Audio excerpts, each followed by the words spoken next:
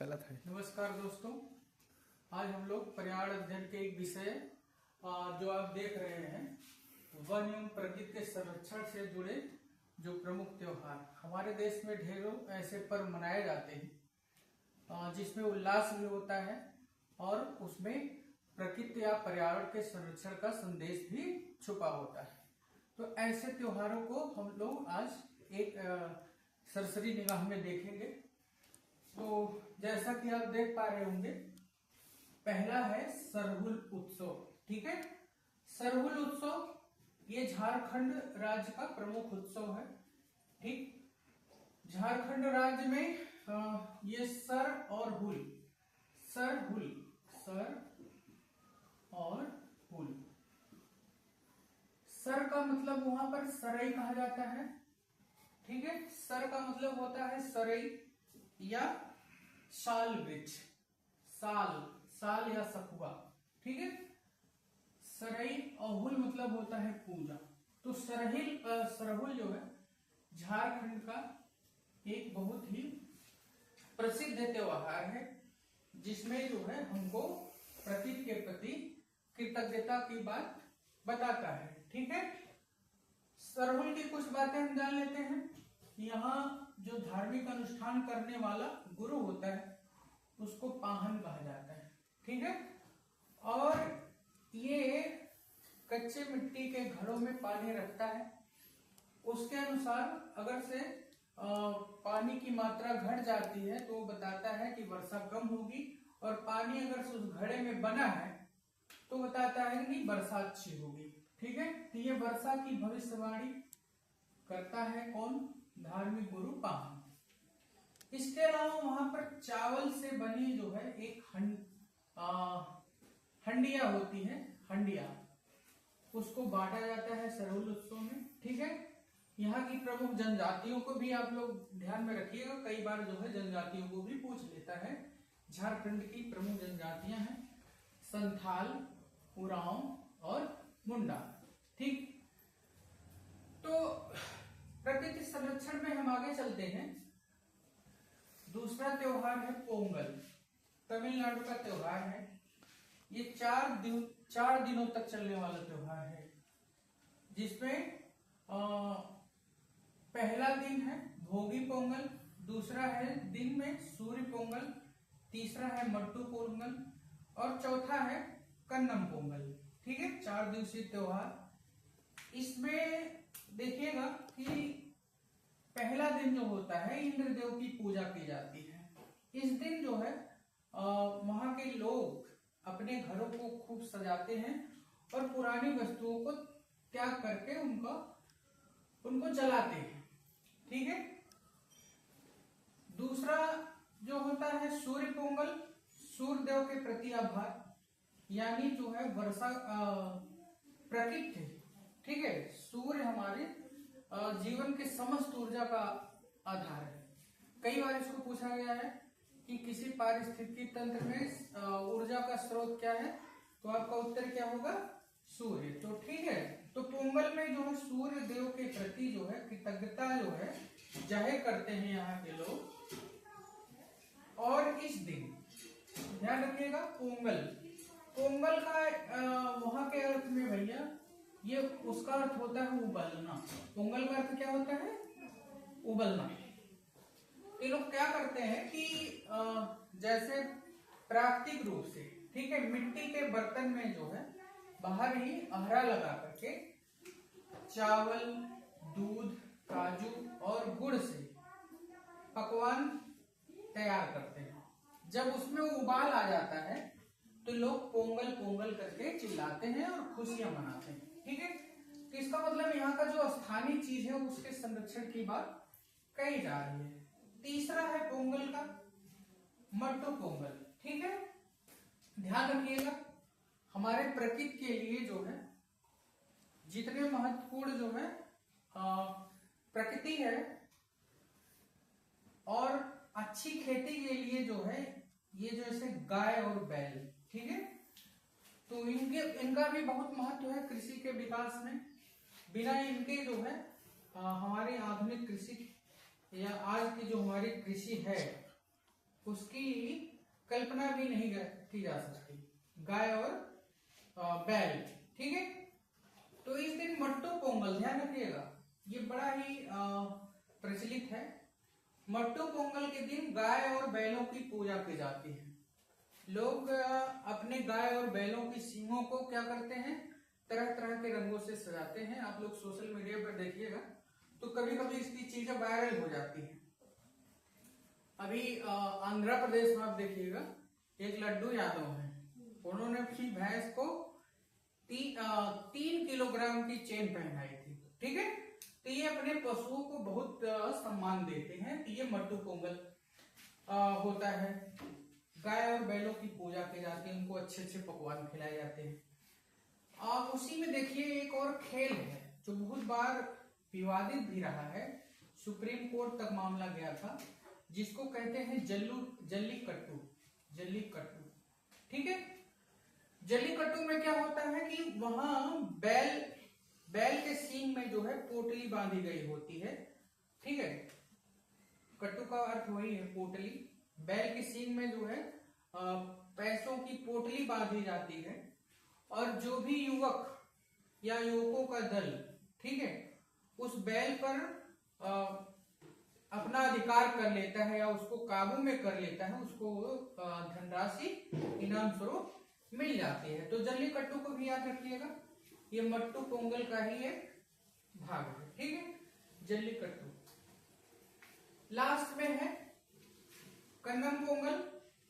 लोग एक दूसरे से मिलते हैं, यानी सौहार्द की बात की जा रही है, यहाँ सौहार्द की सीख देते हैं। रंग बिरंगे चावल पक्षियों को खिलाते हैं, यानी पशु के अलावा ये पक्षियों के से प्रेम करना भी हमें सिखाता है। तो पोंगल, ठीक है, तमिलनाडु का त्योहार है, ध्यान रखिएगा, कई बार इसको पूछा जाता है। पोंगल तमिलनाडु में, पोंगल मतलब उबलना। ठीक है, तो इसको याद रखिएगा, पोंगल माने उबलना होता है, और ये कहाँ मनाया जाता है, तमिलनाडु में।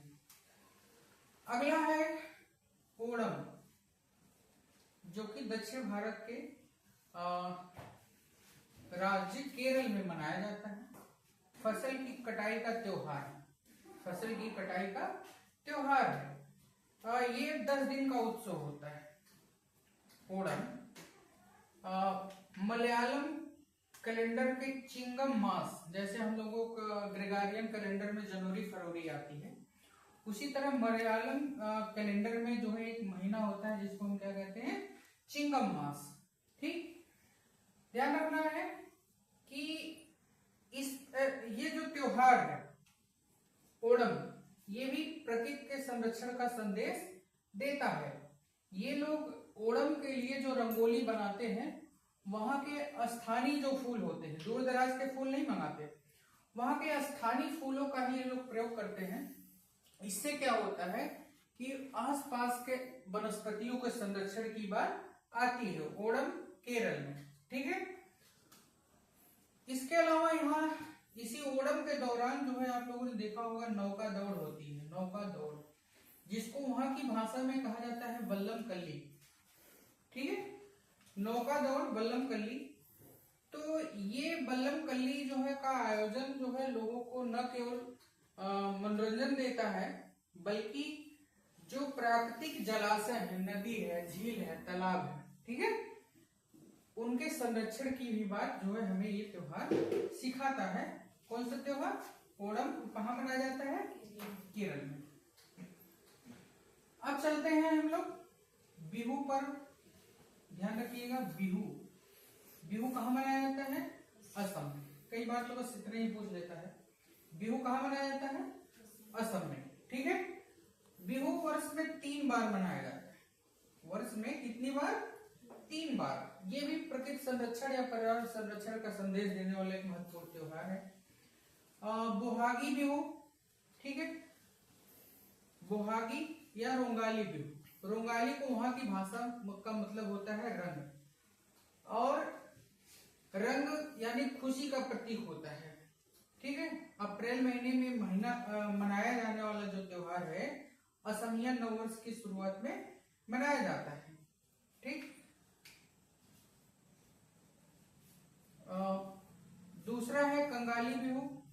कंगाली बिहू जो है, जब किसान के पास फसलें कम हो जाती है भंडारण में, तो उस समय अक्टूबर मास में ये रोगाली बिहू या कंगाली बिहू मनाते हैं। इसमें सबसे बड़ी खास बात यह है, तुलसी के पौधे के पास दिया जलाते हैं कंगाली बिहू में, और अपने खेतों में जा करके ये दिया जलाते हैं, जिससे ये संदेश देता है कि हमारी पशुओं को, हमारी फसलों को कीटों से संरक्षण करने के लिए कीटनाशक दवाओं का ही प्रयोग न किया जाए, बल्कि प्राकृतिक तरीके से भी जो है हम उनकी रोकथाम कर सकते हैं। ये त्योहार हमें संदेश देता है। लास्ट में है, जिस समय हमारे देश में लोहड़ी, ठीक है, पोंगल और मकर संक्रांति, ठीक है, ये चीजें, ये त्योहार मनाए जाते हैं, उसी समय माघ बिहू का आयोजन होता है। माघ बिहू को भोगी बिहू भी कहते हैं। तो ध्यान रखिए, इसमें क्या होता है कि बांस, पराली और लकड़ी का, ठीक है, एक अस्थायी ढांचा तैयार किया जाता है। माघ बिहू में बांस की, पराली और लकड़ी आदि का बना जो है एक अस्थायी ढांचा तैयार किया जाता है, जिसे भेलघर या मेजी भी कहते हैं। ठीक है, रात भर वहां पर ये लोग बहुत उत्सव मनाते हैं और फिर उसको जला देते हैं। जलाने के बाद जो फसलों का अवशेष बचता है, यानी जो अवशेष राख होता है, उसको ये लोग क्या करते हैं, खेतों में छिड़क देते हैं। तो ये हमको सिखाता है कि हमें अपने खेतों में रासायनिक उर्वरकों के स्थान पे प्राकृतिक उर्वरकों का प्रयोग करके हमें अपनी धरती का क्या करना चाहिए, संरक्षण करना चाहिए। इसमें ये भी याद रखिएगा कि ये माघ बिहू जो है लोहड़ी, ठीक है, पोंगल और हमारी जो खिचड़ी होती है या मकर संक्रांति उसी समय मनाई जाती है, जनवरी माह में। ठीक है, बिहू के बाद हम लोग चलते हैं लोहड़ी पर्व। लोहड़ी पर्व आप जानते होंगे ज्यादातर लोग कि ये पंजाब का एक प्रमुख उत्सव है। ठीक है, पंजाब और हरियाणा, पंजाब हरियाणा, ठीक है, पंजाब हरियाणा का ये उत्सव है। मकर संक्रांति से एक दिन पहले मनाया जाता है। इसमें ध्यान रखिएगा, ये फसल की कटाई के बाद का उत्सव है। इस दिन लोग तिल, गुड़, गज्जक, पापकान आदि को आग को समर्पित करते हैं। ठीक है, आग को समर्पित करने का आशय क्या है कि प्रकृति के प्रति लोग धन्यवाद ज्ञापित करते हैं कि जो भी हमें मिला है वो सब कहां से मिला है, प्रकृति से मिला है, तो इसलिए हमें प्रकृति के प्रति विशेष रूप से आभार व्यक्त करना चाहिए। इसी समय आप जानते होंगे पंजाब के जो पुरुष होते हैं वो भांगड़ा और महिलाओं के द्वारा गिद्धा डांस भी किया जाता है, गिद्धा डांस। तो भांगड़ा और गिद्धा। लोहड़ी के गीतों में जो है एक नायक का यशगान किया जाता है। वो नायक कौन है, दुल्ला भट्टी। ये भी याद रखिएगा, कभी कभी पूछा गया है कि लोहड़ी के गीतों में किस नायक का यशगान किया जाता है, तो दुल्ला भट्टी का। ठीक है, अब हम एक और महत्वपूर्ण पर्व की ओर चलते हैं, फूलदेई, जो कि उत्तराखंड में मनाया जाता है। फूलदेई, ठीक है, बेसिक की किताबों में अभी हाल में इसको शामिल किया गया है, कक्षा 3 में है संभवतः। फूलदेई कहाँ मनाया जाता है, उत्तराखंड में। ठीक है, तो ये हिंदू नववर्ष के स्वागत में फूलदेई का आयोजन किया जाता है। विशेष रूप से ये बच्चों का त्योहार है। फूलरी, बच्चों को क्या कहा जाता है, फुलहरी या फूलरी। ठीक है, बच्चों का त्योहार है। बच्चे क्या करते हैं, बच्चे ताजे फूल इकट्ठा करते हैं। ठीक है, बच्चे क्या करते हैं, ताजे फूल इकट्ठा करते हैं और घर घर जा करके मुख्य द्वार पर चावल एवं फूल को छिड़कते हैं। ये त्योहार भी हमें स्थानीय फूलों और वनस्पतियों के संरक्षण का संदेश देता है। और इसके अलावा आटा, दही, गुड़ आदि मिला करके एक पकवान बनाया जाता है, जिसको हम क्या कहते हैं, देई कहते हैं। इसी पकवान के कारण जो है इस पर्व का नाम क्या है? फूल और देव। ठीक है, ध्यान रखिएगा। कई बार ये पूछ लिया जाता है कि उत्तराखंड में सबसे बड़ी जनजाति कौन है? थारू। इसको भी आप लोग याद रखिएगा, उत्तराखंड की सबसे बड़ी जनजाति कौन सी है? थारू। इसके बाद ठीक है, आगे हम लोग देख रहे हैं एक उत्सव है वंगाला। इसको 100 ड्रमों का त्योहार भी कहा जाता है। ठीक है, ये मेघालय की जो है, मेघालय पूर्वोत्तर का एक राज्य है, बड़ा खूबसूरत स्टेट। ठीक है, आप लोग जानते होंगे सबसे ज्यादा वर्षा यही होती है। भूगोल में आपने पढ़ा होगा गारो, खासी और जयंतिया। ठीक है, यहाँ की जनजातियों के नाम पे 3 पहाड़ियां हैं, गारो, खासी और जयंतिया। ठीक है, यहाँ की जनजातियां हैं।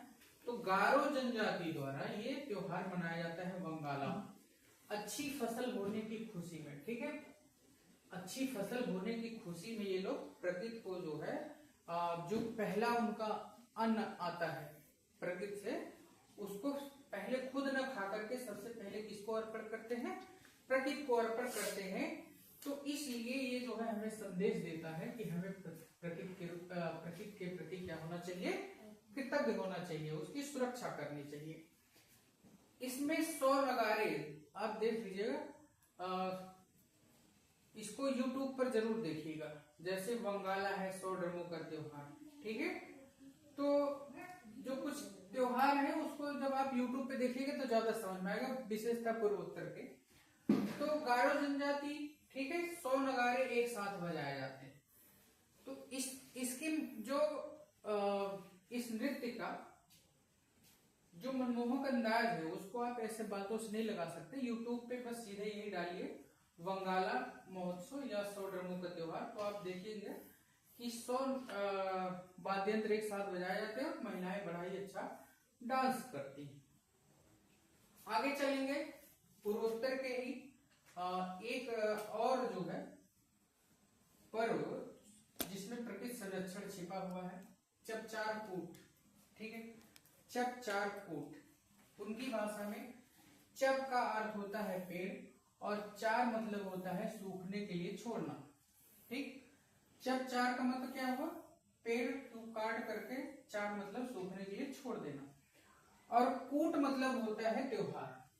ये बात याद रखिएगा, चपचार कूट का मतलब क्या है? ठीक, ध्यान रखिएगा कि जो मिजोरम है, ठीक है, मिजोरम, चपचार कूट कहाँ का है? मिजोरम। तो याद रख लीजिएगा, कभी कभी जो है कूट दिया जाता है। ठीक है, तो कब? जब कोई व्यक्ति रम पी लेता है, मिजोरम, ठीक है, तो उसको घर वाले क्या करते हैं? कूट देते हैं। तो कूटने को आप रम से याद कर लीजिएगा। अच्छा, ये जो 100 ड्रम की बात कह रहा है, इसको मेघालय में कैसे याद रखेगा?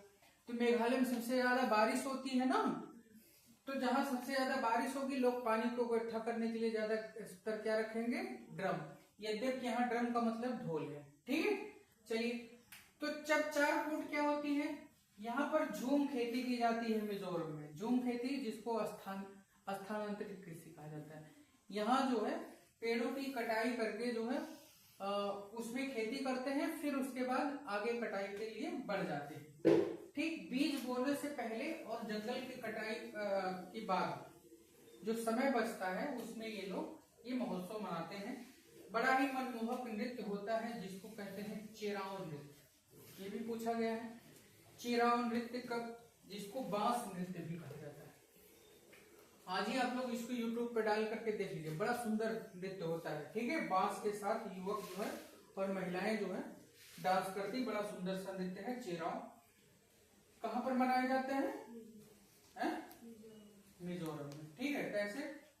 ये जब चार लोग जो है रम पीने पे कूटते हैं। और इसके साथ यहाँ ध्यान रखिएगा, उत्तर प्रदेश की जनजाति थारू है, क्योंकि हम लोग यूपी स्पेशल पढ़ रहे हैं। ठीक है, थारू जनजाति दिवाली को शोक के रूप में मनाती है, ध्यान रखिएगा। ठीक, आगे हम लोग चलेंगे। एक महोत्सव है हार्नबिल, नागालैंड का। ठीक है, हार्नबिल महोत्सव, ठीक, नागालैंड का है। हार्नबिल क्या है? वहां का एक पवित्र पक्षी है हॉर्नबिल। आप नागालैंड वाले लोगों को देखिएगा तो अपने टोपी में जो है पक्षियों का जो है कुछ पंखा लगाए रहते हैं। तो उस पक्षी का शिकार किया जाता था, लेकिन जब से इनको पर्यावरण संरक्षण के प्रति सचेत किया गया तो अब वो कृत्रिम पंख लगाते हैं, लेकिन इसको बड़ा ही पवित्र पक्षी मानते हैं। इसका मतलब ये नागालैंड वाले जो है कहाँ मनाते हैं, तो नागालैंड की राजधानी है कोहिमा। कोहिमा के निकट ही एक विलेज किसावा हेरिटेज विलेज में मनाया जाता है। इसको भी ज्यादा बेहतरीन समझने के लिए आपको क्या करना होगा, हॉर्नबिल महोत्सव डाल करके जो भी 10-15 मिनट की वीडियो हो उसको देख करके इसको समझिएगा। हॉर्नबिल कहाँ, नागालैंड में, ठीक है। इसके अलावा है नवरेह। नवरेह जो है कश्मीरी हिंदुओं द्वारा जो है नववर्ष का स्वागत किया जाता है। गुड़ी पड़वा। गुड़ी पड़वा, गुड़ी पड़वा, गुड़ी का मतलब होता है ध्वज। क्या होता है, ध्वज। तो महाराष्ट्र में इसको विशेषता शिवाजी के ने जो विजय प्राप्त कर ली थी, और किसी कथानक में है रामचंद्र जी ने जो लंका पर विजय प्राप्त की थी, दोनों के स्मृति में ये लोग वहां के झंडा लगाते हैं अपने घरों के किनारे, ठीक है। उस झंडे को क्या कहा जाता है, गुड़ी कहा जाता है, और उसी गुड़ी से जो है ये पर्व क्या होता है, गुड़ी पड़वा। तो महाराष्ट्र में, और इसके अलावा केरल में एक फसल महोत्सव है जिसे हम कहते हैं विशु, ठीक है। केरल में कौन सा फसल महोत्सव है, विशु। नई फसल आने के बाद ये विशु मनाया जाता है। उगादी, ठीक है, उगादी ये आंध्र प्रदेश, कर्नाटक और तेलंगाना का फसल उत्सव है। तेलुगु नववर्ष, ध्यान रखिएगा, तेलुगु नववर्ष की शुरुआत में जो है उगादी को मनाया जाता है। उगादी का मतलब क्या होता है, युग धन आदि, ध्यान रखिएगा, युग धन आदि यानी एक नए युग की शुरुआत। तो ये रहे बहुत सारे उत्सव जिसको हमने इस वीडियो में जोड़ने का प्रयास किया। तो आशा है कि आप लोग इसमें जो प्रमुख नृत्य वगैरह है, जैसे बिहू है, गिद्धा है, भांगड़ा है, या पोंगल आदि का जो आयोजन है, जल्लीकट्टू है, ठीक, मट्टू पोंगल है, इसको आप लोग YouTube पर सर्च करके ओरिजिनल रूप से कैसे मनाया जाता है इसको देखिएगा। उम्मीद है कि आप लोग के लिए ये वीडियो जो है उपयोगी साबित हो, ठीक है। धन्यवाद।